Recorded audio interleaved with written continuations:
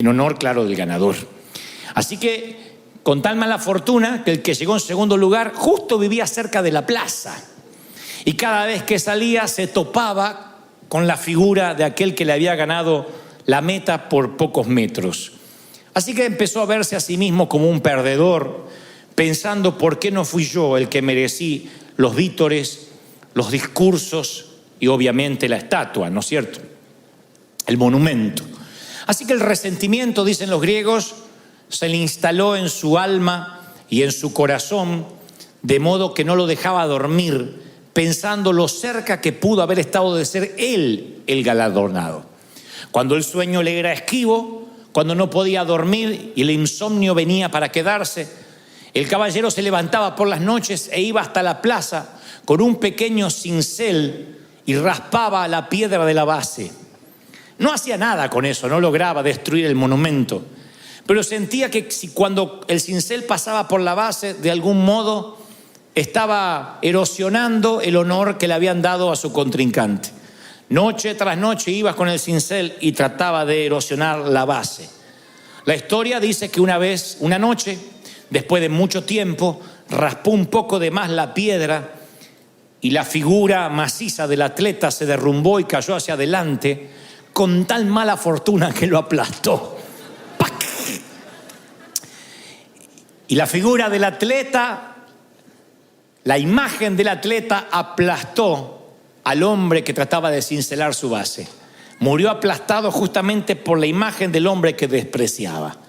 Alguien dirá que el hombre con el cincel murió en ese instante, aplastado, pero no fue cierto.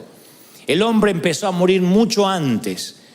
El peso del resentimiento lo destruyó día a día, pensamiento tras pensamiento, suspiro tras suspiro, hasta transformar su alma de campeón orgulloso en un cincelador barato, o lo que es peor, en aquel que raspa la buena fortuna de otro. Los griegos acuñaron esta historia para reflejar lo que el resentimiento puede ocasionar. ¿Qué es el resentimiento? Es el enojo que se mantiene y se multiplica con el tiempo. Enojarnos podemos enojar todos. La ira no deja de ser un sentimiento noble. De otro modo, las Escrituras no dirían: airaos, pero no pequéis, que la ira no te lleve a pecar. Pero el enojo, vaya que es noble, porque el enojo, como la risa, como la alegría, como la felicidad, como el llanto, permiten catalizar emociones. Uno puede enojarse contra el pecado, puede enojarse con el diablo, puede enojarse contra la corrupción, contra los delitos de lesa humanidad, puede enojarse contra los politiqueros baratos cuando vemos que las cosas se hacen mal, o te puede enojar la desobediencia. El hecho que el Señor también dice: no se ponga el sol sobre tu enojo. O sea que el enojo puede que sea una emoción pasajera. Nos enojamos en el tránsito, nos enojamos en una sala de espera, nos enojamos cuando nos cargan la gasolina incorrecta o cuando la cargamos incorrectamente, nos enojamos cuando no nos alcanza el dinero, nos enojamos cuando la suegra dice que se quedará unos días más. Pero si ese enojo permanece, puede que se multiplique y entonces se transforme en resentimiento. Cuando es un resentimiento no notamos que está, puesto que no es un sentimiento que sale a flote, sino que se oculta debajo de la superficie y es imposible encontrarlo con algún detector, ni de metales, ni de oro, ni mucho menos un detector de pecado. Navega en las profundidades de nuestra vida sin que nos demos cuenta. Entonces uno puede aparentar que está en paz, pero hay una furia de ira que está en el interior, que no se puede notar de manera fácil. Puede que demos la impresión de una figura serena, pero empieza a crecer ese sentimiento horrible, porque ahí está, escondido, reprimido, abriendo sus fauces subterráneas de veneno, que tarde o temprano va a infectar al resto de las relaciones. Infecta. Es un efecto colateral. Cuando uno está resentido, todo lo que toca empieza a ensuciarse o a envenenarse. No nos damos cuenta, pero nos volvemos de alguna forma personas tóxicas.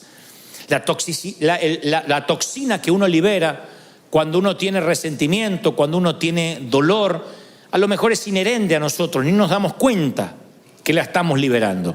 pero nuestros hijos empiezan a tener el mismo nivel de vida, nuestros amigos empiezan a saber que hablar con nosotros siempre es quedar con un sabor agridulce.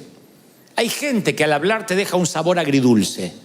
No es una persona que te amarga del todo, pero tampoco que te deja una sensación de bienestar. Son personas que a lo mejor te visitan, se van de la sala de tu casa y te queda una sensación, esa es la palabra, nada describe mejor que lo agridulce. Estás feliz porque tu amigo, tu pariente estuvo allí, pero a la vez te queda una sensación de carga. Puede pasar con tus propios padres, puede pasar con alguno de tus hijos, que viene y te queda una sensación extraña, y no es porque no se te pueden contar los problemas. A mí me pueden contar un montón de problemas, pero cuando esos problemas vienen revestidos de resentimiento, uno puede notar un dolor que deja una toxina en la atmósfera, en el ambiente. Oí por allí una historia que en los tiempos donde la rabia no se podía curar, un hombre fue mordido justamente por un can, por un perro rabioso. Entonces los exámenes confirmaron que el hombre habría contraído rabia y no había cura para la rabia. Entonces le dijo el médico: mire, caballero, lamento decirle que usted ha contraído rabia y que mi sugerencia es que ponga sus cosas en orden lo más rápido posible. El hombre dice: no me puede desahuciar de manera tal. Y el médico dice: lo siento, pero tampoco sería una falacia que le dijera que se va a curar. Así que por favor ponga sus cosas en orden. Y el hombre de manera inmediata pide un bolígrafo y un papel y empieza a escribir frenéticamente. El médico, suponiendo que el paciente necesita su espacio, lo deja. Al rato regresa y dice: me agrada que empezó a escribir porque veo que empezó a trabajar en su testamento. Y el caballero dice: no, es la lista de personas que tengo planeado morder antes de morir.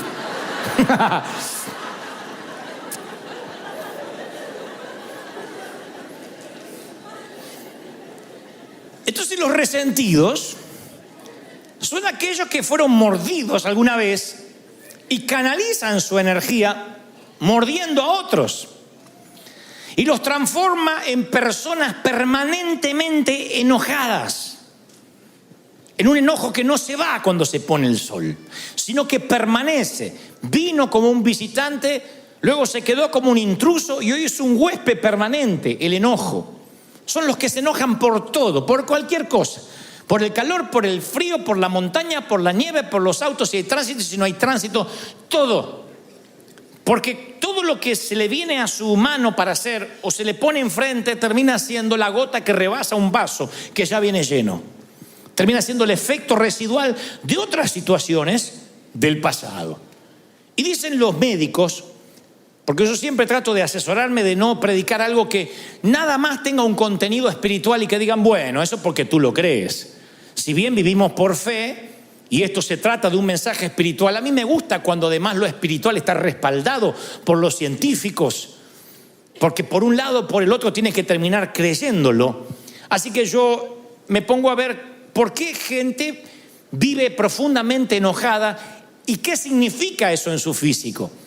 Y entonces hablan de que cuando alguien vive con un enojo permanente, graba profundas líneas en sus rostros, que no son las arrugas de un buen vivir, son líneas de ceño fruncido.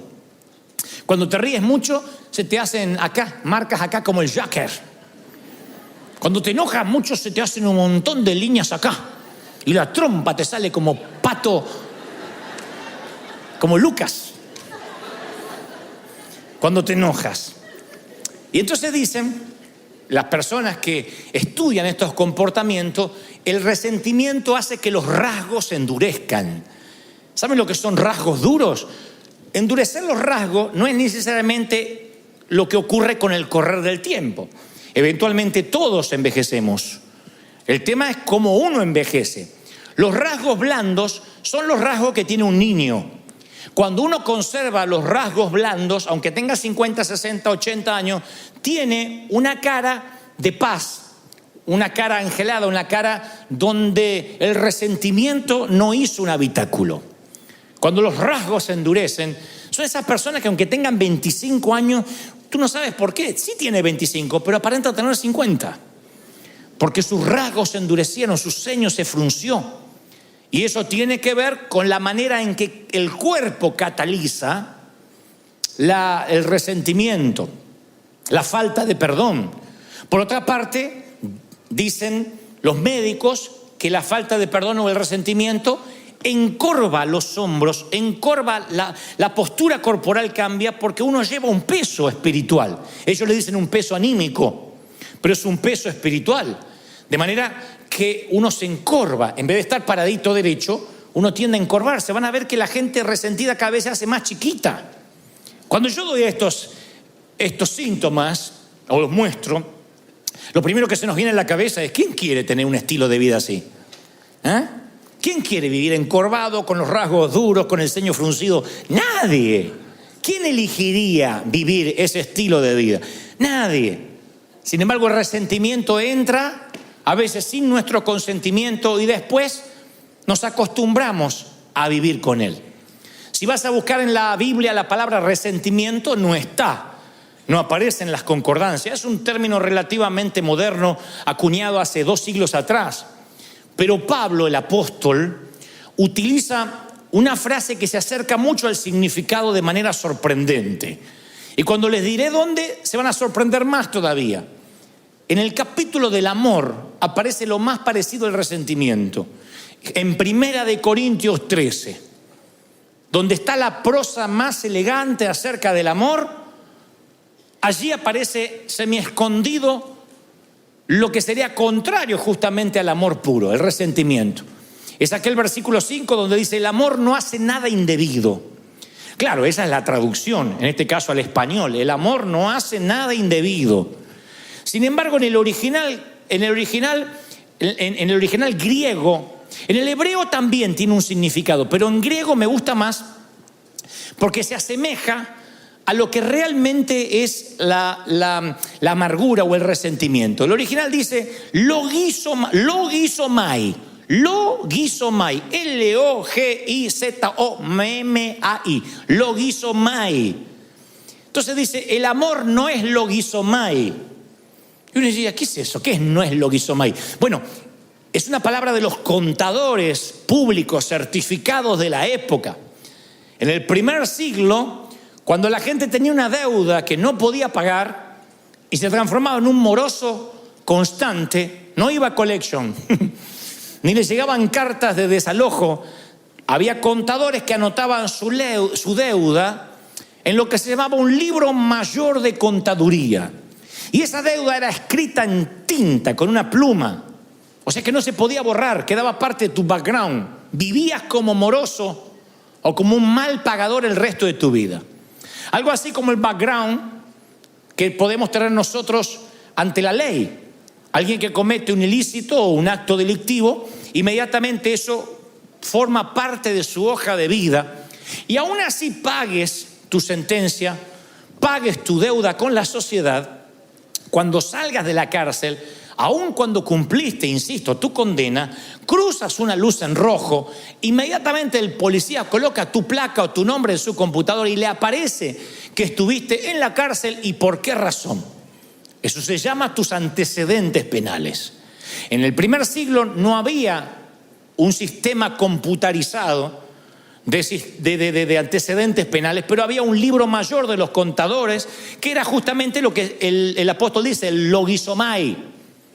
Y Pablo dice: en el verdadero amor no hay libros contables, no hay contaduría, nadie te lleva la contabilidad de tus metidas de pata. El verdadero amor no publica tabla de posiciones, quién salió primero y quién salió segundo. El verdadero amor no hace lista de a quienes tienes que morder. El verdadero amor, y esto le da título al mensaje, se acuerda de olvidar.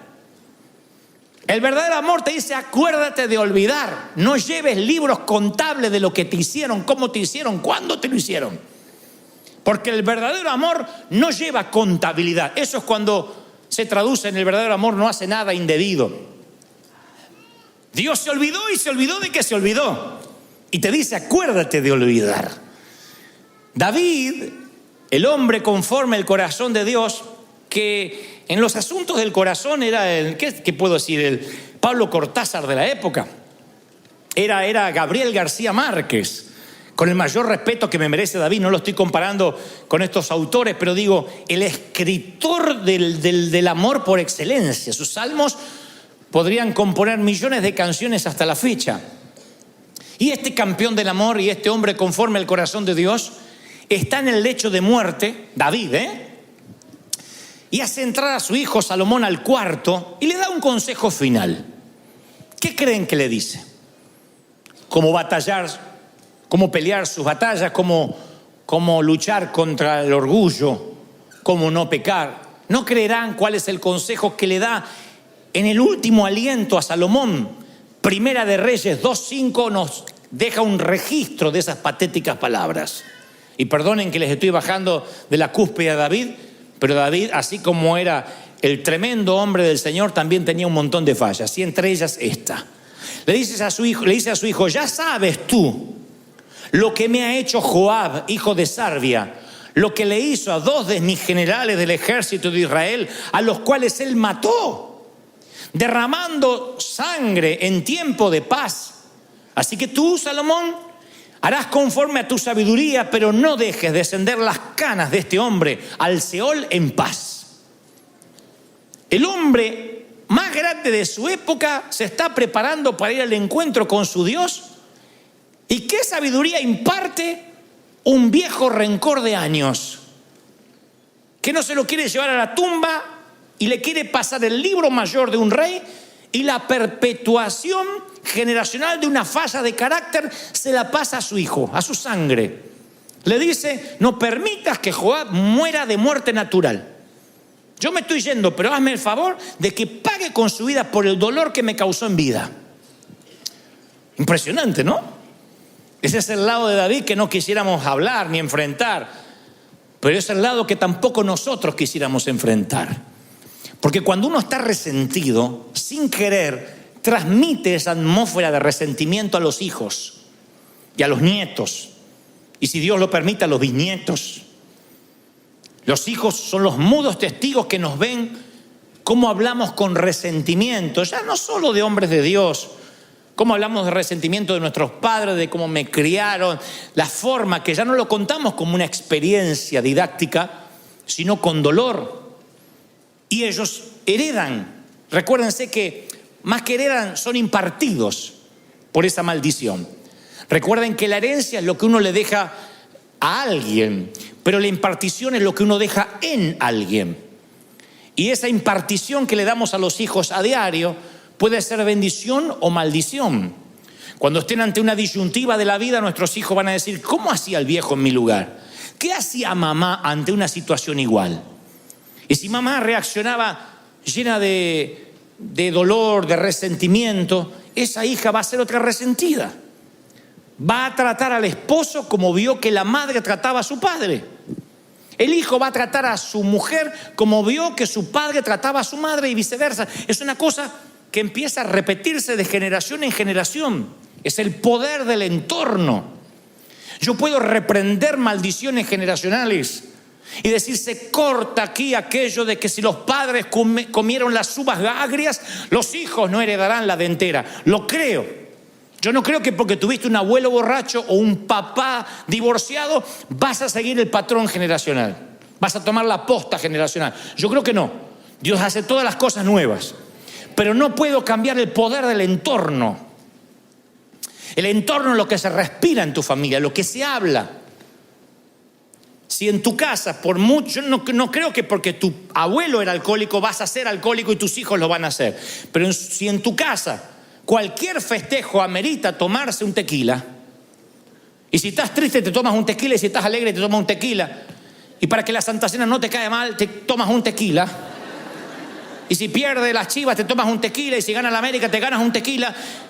Se respira un ambiente de alcohol, un entorno donde para celebrar o para echar fuera las penas no está Dios, está el alcohol. Yo no puedo ir contra, no hay anacondia que te libere del poder del entorno. El resentimiento es igual. Cuando en las mesas familiares se empieza a hablar de todo mundo, cuando los hijos aprenden que después del servicio La comida es para hablar de todo lo que estuvo mal y qué hizo el ujier y por qué lo hizo el otro y por qué la otra se cortó el pelo y fíjate la que se puso y aquella que está fajada y la cosa que se piensa que y aquella gorda que le creció el trasero. Cuando todo eso lo hablas en la mesa, ese entorno genera críticos, genera gente que detesta la hipocresía, pero también detesta la iglesia. Lo generas. Es lo que David explícitamente hace con Salomón. Véngame, quiero que vayas y le hagas tener una muerte indigna a Joab, porque yo me quiero ir tranquilo de que me vas a pagar, no me dan la fuerza para continuar con el resentimiento, así que te lo voy a heredar, te lo voy a impartir. Y el resentimiento es una criatura horrible, deformada, distorsiona la realidad, nos mantiene encadenados al pasado, junta un montón de ayeres y te perderás un montón de mañanas. ¿Quién quiere estar encadenado al pasado? Y yo soy muy cuidadoso cuando hablo de resentimiento y de perdón, porque estuve mucho de ese lado y escuché a muchos predicadores decir: tienes que perdonar, perdona si tienes el corazón del Señor. Y a veces las historias son tan retorcidas, a veces lo que le ha pasado a la gente es tan doloroso que hasta gritar desde aquí perdona y se acabó suena una subestimación a lo que te pasó. Como diciendo, ¿qué importa que te violaron sistemáticamente desde los 9 hasta los 15 años? Con el beneplácito de tu mamá que sabiendo no hacía nada. Bueno, es un detallito. Claro, la que le pasa dice, usted no sabe lo que está hablando. Como se ve que nunca le pasó, nunca le abusaron a un hijo mínimamente. Entonces yo respeto el dolor. Yo entiendo que lo que te pudo haber pasado es una cosa espantosa que no quieres recordar. Ahora, justamente por eso, ¿mereces anclar tu vida a esos años oscuros? ¿Quién se merece eso? ¿Mereces que tu vida sea un parteaguas desde lo que te pasó en adelante y que a partir de ahí nunca más vuelvas a ser feliz? Por mucho que odies a ese abusador, a ese ex esposo, a ese ex jefe, a los padres que te abandonaron, al padrastro, por mucho que tengas resentimiento, ¿mereces vivir anclado en el pasado? Nadie lo merece. Ni tú ni yo nos merecemos eso. Porque tarde o temprano, ojalá la amargura quedara en nosotros, pero tarde o temprano la empezamos a impartir sin darnos cuenta. La amargura y el resentimiento se describen a través de muchas palabras ilustrativas, pero la más perdurable es la que encontramos en Hebreos 12:15. El escritor a los hebreos dice: mirad, no sea que alguno deje de alcanzar la gracia de Dios. Pregunto lo que pregunté esta mañana: ¿habrá alguien aquí que ose decir que no necesita el perdón de Dios hoy? ¿Habrá alguien que diga, no, es que yo vivo puro, la verdad es que no sé ni para qué murió Cristo por mí, porque yo soy tan santo e impoluto? ¿Habrá alguien que diga, yo no peco, hoy no pequé, mis pensamientos son puros? Yo creo que todos necesitamos un regaderazo de gracia a diario. Todos. Nos incluye a todo mundo. Y fíjense qué peligroso lo que escribe el escritor a los hebreos, que dice: no sea que alguno no alcance la gracia. No sea que alguno no sea perdonado. Y uno dice, a ver, ¿qué va a decir? ¿Qué es lo que no tiene perdón? Bueno, dormirse en un sermón de Dante podría no tener perdón.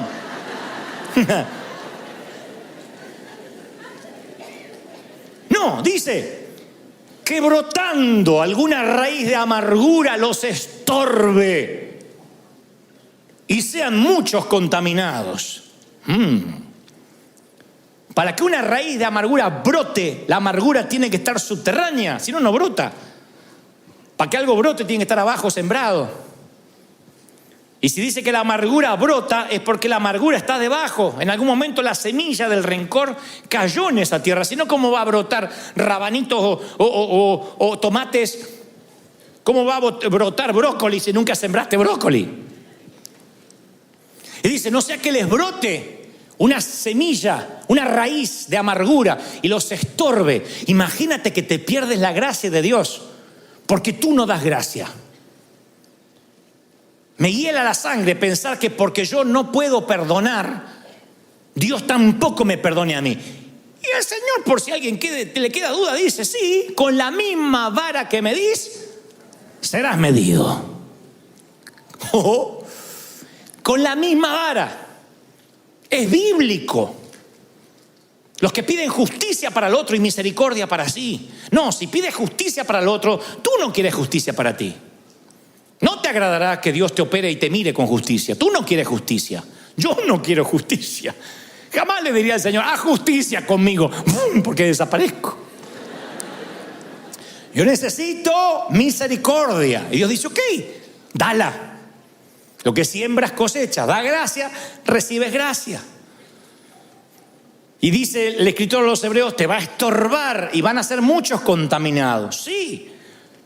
El resentimiento contra tu ex cónyuge va a empañar tus relaciones, se va a extender a tus hijos y lo peor, como esto asfixia todo lo que toca, va a arruinar tu relación con Dios. ¿Qué vale? ¿Qué amargura vale la relación con Dios? Que sientas un cielo de bronce, que Dios no te oiga porque tú no puedes perdonar. E insisto, no subestimo tu dolor. Yo te entiendo. Ahí cada uno de acá tiene una historia triste para contar. Cada uno podría hacernos llorar si le diéramos un micrófono y 10, 15 minutos para que nos cuente la peor versión, la noche más oscura de su alma. Todos podemos hacer llorar al resto porque no hay acá nadie que haya nacido y ha sido criado en un lecho de rosas. Así que insisto, no subestimo tu dolor. Lo que digo, no merece la pena que tú te pierdas la gracia de Dios por ese rencor, por ese cáncer. El doctor Don Colbert, que es un médico cristiano, él describe un ejemplo específico de eso. Él suele escribir sobre estas cosas y cómo el cuerpo interpreta las emociones tóxicas como el resentimiento, la amargura y la falta de perdón. Él dice que cuando la falta de perdón es constante, el estrés del cuerpo aumenta y el sistema inmune del ser humano se pone en sobremarcha, o sea, se altera.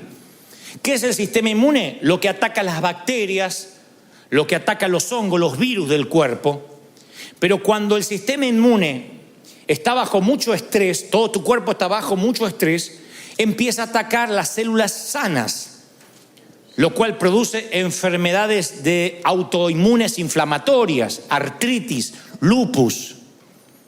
Y entonces él cuenta una mujer de mediana edad que llega toda medio encorvada con la esperanza de encontrar alivio a un leve dolor que ella le asignaba a la artritis. Y Colbert le dice, mire, le voy a prescribir un antiinflamatorio y luego la voy a enviar a hacer un análisis de sangre a ver si es algo más grave. Efectivamente era más grave, tenía artritis reumatoidea. O sea, una artritis que empieza a avanzar sin piedad y termina por deformarle todo el cuerpo. Obviamente la remitieron a un reumatólogo para un tratamiento, pero el médico no se quedó ahí. Dice, es raro que una mujer tan joven sufra de esto, ni siquiera hay antecedentes en su código genético. Así que la envía a llamar de vuelta y le dice, ¿qué le preocupa? Si había alguna situación estresante, además de lo que le estaba aconteciendo en sus huesos. Y ella dice, mire, yo no termino de salir de un divorcio muy doloroso. Don Colbert lo relata así, dice, cuando mencionó el nombre del ex marido, el semblante tierno cambió dramáticamente, fue Hulk. Su rostro se retorció en un gruñido y con profunda voz baja, casi susurrante, le dijo, odio a mi marido, a mi ex, y le deseo la muerte. Le decía el doctor, no desee eso a nadie. Oh, sí, pero no quiero que tenga la fortuna de morir de un infarto o de un accidente o que pierda la conciencia con un derrame cerebral. Yo quiero que quede cuadripléjico y que lo sienta. Quiero que sufra una muerte lenta y dolorosa por lo que me ha hecho sufrir. Y luego le contó una historia que tampoco vamos a subestimar. El hombre le hizo unas cuantas canalladas, pero Colbert diría, nunca había visto a una paciente joven con tanto resentimiento. y tenía muchas razones para estar amargada, pero las razones no generan amargura ni generan enfermedad. Lo que generan la amargura y la enfermedad es la actitud con la que asignes esas razones, la actitud con la que reacciones a esas razones. La actitud, la manera en que tú te paras ante lo que te hicieron, te termina enfermando. Es como tomarte el veneno y esperar que se muera el otro. Te termina enfermando. Arriesgamos no solamente nuestra salud espiritual, sino también la física. Es peor que la metástasis, que el cáncer, que la leucemia, porque el cáncer prevenido a tiempo o diagnosticado a tiempo, hay muchas posibilidades de curarse. No así sucede con el resentimiento y la amargura, que echa raíces profundas. La metástasis de la falta de perdón echa raíces tan a raudales, se extiende a raudales y echa raíces tan hondas que no nos damos cuenta hasta que brota la raíz de amargura, hasta que brota la semilla, y ahí te arruina la relación con Dios y con los que te rodean. Empieza a tener el resentimiento vida propia, empieza a nutrirse de tu energía, de tu unción. Acuérdense que todos tenemos cierta dosis de energía para cada día, y esa energía bien administrada, llegas con mucha energía a la cama al final del día, cansado, exhausto, pero hiciste un montón de cosas. Si estás con resentimiento, yo te aseguro, te levantas a las 7, a las 6, 11 de la mañana, no te da mal cuerpo. A las 11 de la mañana se te parte la cabeza, lo que sueñas es te arrastras todo el día hasta llegar a la cama. Si lo ves semanalmente, el lunes empiezas con energía, el martes ya no tienes más y no sabes ni cómo llegaste el viernes. ¿Qué te drena esa energía? Los problemas. Problemas tenemos todos. No eres ni el primero ni el último que puede tener un problema matrimonial, problema con los hijos, problema con falta de dinero. Bienvenido a la vida real. El tema es la actitud que tomes ante los problemas. No significa que los ignores, significa de que no se te hagan raíces de amargura. Enójate y deja ir el enojo antes que se ponga el sol. Porque hay un momento que tú tienes la amargura y hay otro momento que la amargura te tiene a ti. Ya no es algo que tienes, es algo que te tiene a ti. Y ese es un costo emocional que tú no puedes pagar. Tú tienes cierto presupuesto emocional que se te asignó, no lo dilapides. Se te da un presupuesto y no está en tu presupuesto ofenderte, porque es un gasto que te deja en rojo. No gastes en ofenderte, porque te roba lo mejor que tiene. No está en tu presupuesto emocional el poder ofenderte. Y tú dices, bueno, ¿y cómo hago para extirpar esto? Bueno, yo te voy a dar la solución, por lo menos lo que el Señor me decía ayer cuando me mostraba que los iba a traer y que tenía que darles este mensaje. Número 1, quiero que pienses, porque yo lo he hecho muchas veces, ¿por qué guardamos resentimiento? Los médicos creen que el resentimiento le da a las personas un sentido de superioridad sobre aquellos a quienes odian. Porque seguir pensando en el error que el otro te hizo te hace sentir un poco superior. Como decía el Señor de aquel que oraba y se golpeaba el pecho y decía, Señor, qué bueno que no soy como estos. Te da un espíritu de superioridad, ridícula, mentirosa, pero es un espíritu de superioridad. Es una manera insana de ubicarse un poco más alto en la jerarquía de la cadena alimenticia humana. Bueno, sí, está bien, me hizo eso malo, pero yo soy bueno. Yo soy bueno, no le guardo rencor. Y no sale la boca. El resentimiento te ubica en el asiento del juez y te da un martillo y produce un placer neurótico y un orgullo espiritual.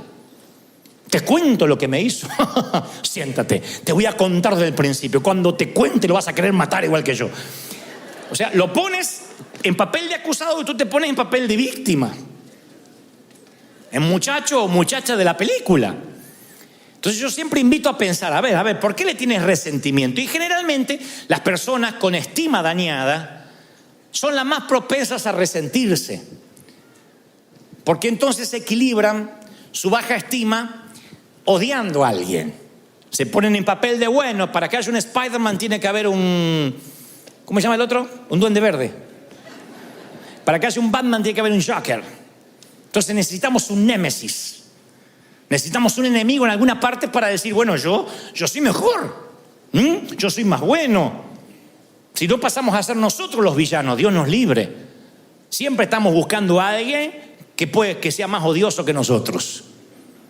Entonces nos ubica en una postura, en una jerarquía superior. Así que yo siempre le invito a las personas con resentimiento, vamos a pensar. Y luego le digo, escríbelo, porque a veces lo he hecho. Uno de los mejores dones que Dios nos ha dado es el talento de operar una lapicera sobre el papel. Entonces yo le digo, a ver, escribe lo que te hizo. Usted dice, no, es que yo sé lo que me hizo, no necesito escribirlo. Pero yo le digo, escríbelo, porque es increíble cuando uno lo escribe, como cuando uno quiere poner esos sentimientos ante la vista, uno se sorprende, no sabe qué poner. Cuando uno los tiene que escribir. Hay familias que están peleadas por años y ya no se acuerdan por qué. Porque los antagonistas, los que se pelearon, están muertos. Resulta que la abuela Ana, la abuela materna, se peleó con los de la otra esquina y las dos familias se odian como los Montesco y los Capuleto de la obra de Shakespeare y no saben por qué. No, es que una vez la abuela le fue a pedir un poco de aceite y el condenado no le prestó y hasta los nietos se odian por un poco de aceite. A veces familias enteras están disasociadas completamente por problemas que viajan, navegan en los canales subterráneos de la sangre, impartidos, y no sabemos por qué. Cuando uno le dice a esos hijos, anótalo en un papel, les parece una ridiculez cuando exterioriza los sentimientos y se da cuenta que no vale en absoluto la energía emocional que están gastando. Cuando uno los escribe son sentimientos vagos, amorfos, que dices, bueno, a ver, es que, porque hay cosas graves, un abuso, una violación, una infidelidad, pero después hay lo que yo llamo sensaciones. Yo decía en el servicio anterior que en esta iglesia los líderes, los pastores, a la hora de aconsejar siempre decimos, no me hables de sensaciones. Yo estoy harto, me crié en una iglesia donde todo era sensaciones. Pedían una entrevista pastoral, es que siento que no me aman. Siento que cuando entro dejan de hablar lo que están hablando, así que siento como que hablan de mí. Entonces uno le dice, bueno, a ver, ¿tienes pruebas? Bueno, no, pruebas como pruebas no, pero siento. A veces viene gente y dice, yo siento que tal matrimonio está mal. Lo siento cuando los veo, lo siento y lo siento. ¿Y qué estuviste en la habitación? ¿Te contaron? No, pero siento. El otro día vi detalles, cosas que siento y me preocupan. Imagínense si la iglesia multitudinaria se manejara por sensaciones. Entonces yo suelo decir, a ver, si tuvieras que llevar esto ante un juez, que te dice, a ver, acá tenemos 15 minutos para tratar su caso. No me venga con sensaciones, véngame con pruebas, con testigos. ¿Qué pasó? Ah, bueno, no, pero yo vi que movía los labios y parecía que dijo mi nombre. Sensaciones. La mayoría de los resentimientos vienen por sensaciones. Por cosas que no tienen asidero. Entonces cuando uno las escribe se da cuenta, no tengo pruebas, me estoy preocupando sin asidero, sin tener de qué. Es como el niño que está asustado en la oscuridad en la película Monster Inc., la primera, donde el niño ve la manga de un saco, de una chaqueta y cree que es un monstruo. Cuando enciende la luz el padre se da cuenta que es una chaqueta. Y lo mismo pasa cuando traes tu amargura de la oscuridad hacia la luz. A ver, ¿por qué estoy amargado? Te das cuenta que son tonterías, son sensaciones. Hay remordimientos de años porque alguien te dijo no a una invitación a cenar. No lo invito nunca más en la perra vida.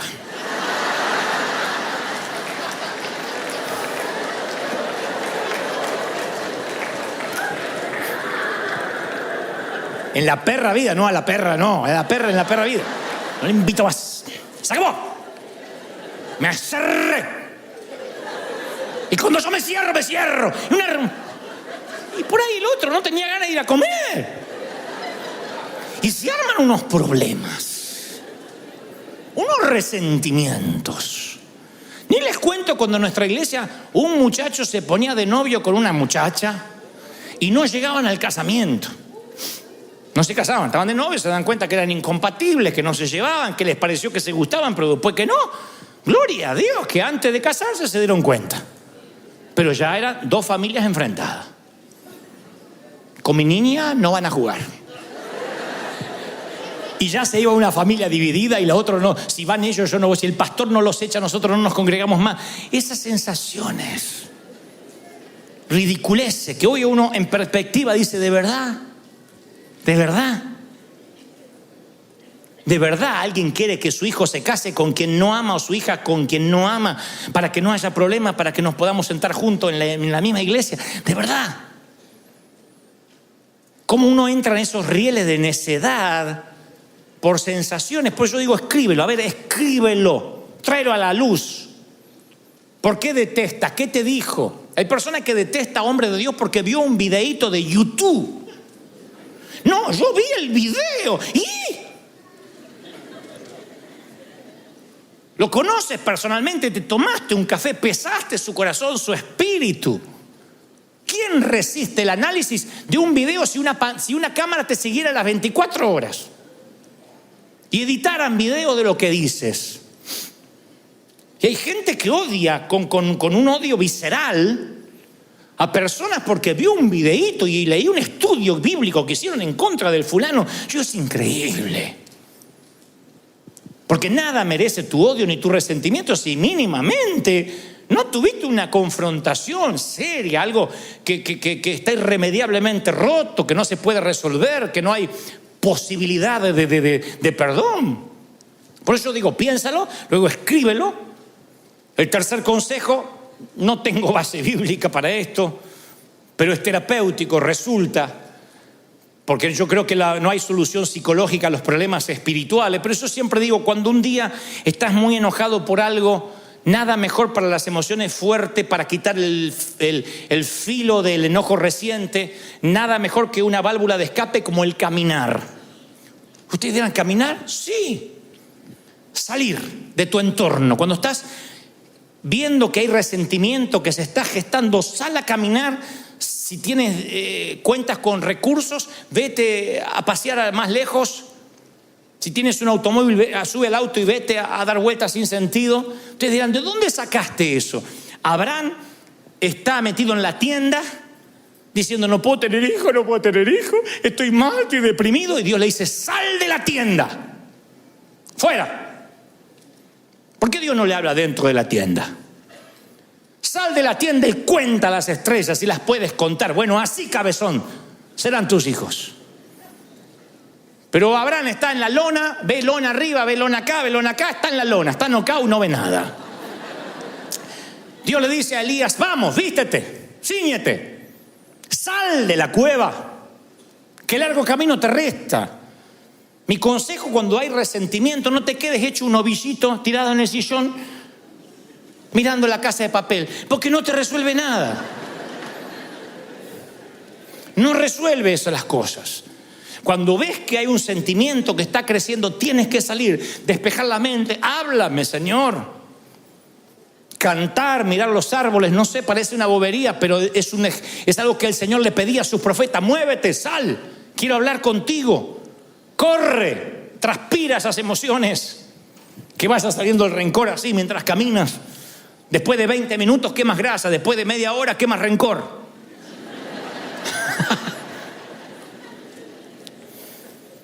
Y luego háblalo. No importa qué tesis hayas escrito, cuántas hojas te llevó a escribir el rencor, el Señor no se duerme, el Señor no se aburre. Ve y háblalo con el Señor. Si estás furioso, si tienes remordimiento, cualquier emoción tráele a Dios. De igual modo, es imposible escondérselas ante Él. ¿De dónde sacamos esa tontería que hay que higienizarse antes de presentarse ante el Señor? ¿De dónde sacamos la bobería que no me puedo presentar al Señor sin antes pedirle perdón? Ve y dile, así soy. Soy el hijo pródigo y vengo y huelo a marrano, huelo a puerco. Si vienes del chiquero, ¿a qué vas a oler? A perfume francés. Señor, aquí estoy, oliendo a puerco. Recuerden que el abrazo que el padre le da al hijo pródigo se lo da cuando todavía huele a puerco, después lo manda a bañar. No dijo, primero te bañas, no te acercas a... No le dijo eso, le dio un abrazo con olor a puerco y después lo mandó a bañar. El Señor te va a limpiar, pero te va a dar un abrazo como estés. Entonces ve ante Él y dile: Señor, aquí estoy oliendo a chiquero, a estiércol de resentimiento. ¿Me ayudas o me ayudas? Porque soy tu hijo y tú me dijiste que vas a ser fiel y me vas a ayudar.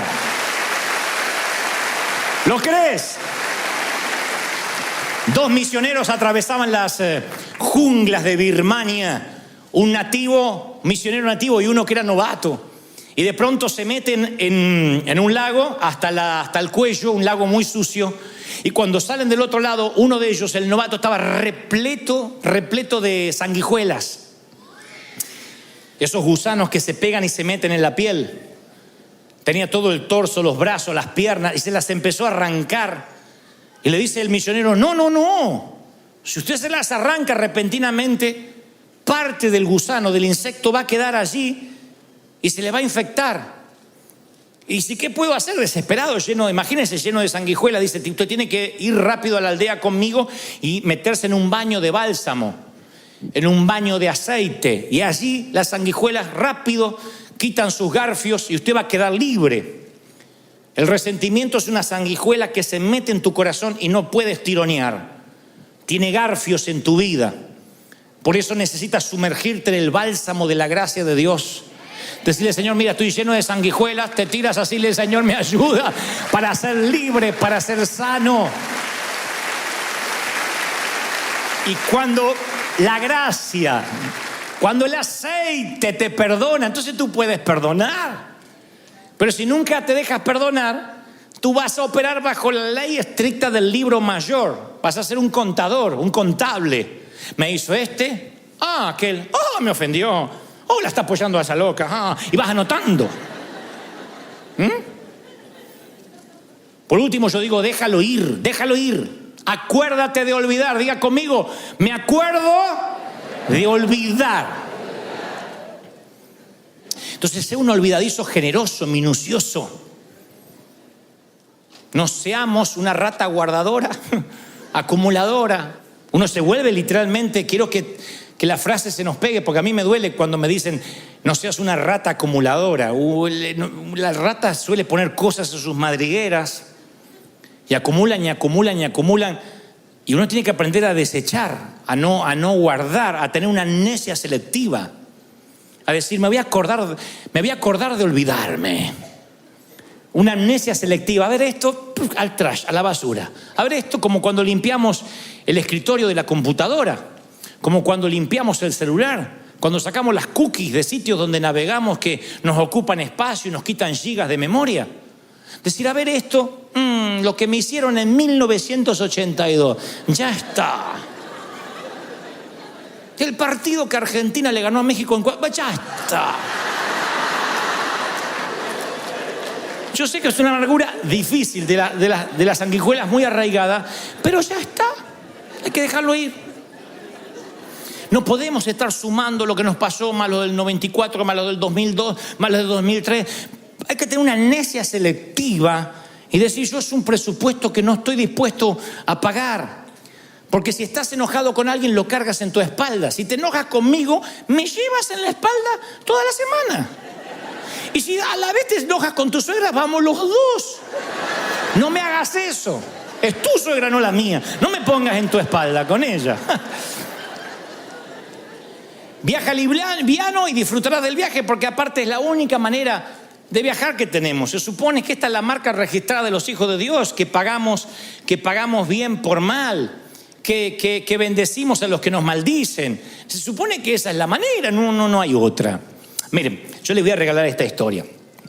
Antes de culminar, se la regalé en el primer servicio también a los que estuvieron temprano. La palabra dice que el verdadero amor echa fuera el temor, pero también echa fuera muchas otras cosas. Entre las cosas que echa es el resentimiento, lo echa afuera. Pero yo alguna vez oí una historia en que el amor y el resentimiento compartieron un cuarto, en una sala de hospital. En la sala de hospital había dos caballeros enfermos, uno de los riñones y otro de los pulmones. Debido a la condición de ambos, no podían tener un televisor, puesto que habían prescripto paz absoluta para la pronta recuperación de los dos. Entonces, en la habitación había una cama de un caballero que daba a la puerta interna del hospital y otra cama que daba al ventanal, a una ventana. Ambos estaban postrados. Uno de ellos, quien sufría de los pulmones, se daba el lujo, promediando 1 o 2 de la tarde, de sentarse en la cama, erguirse un poco y mirar por el ventanal.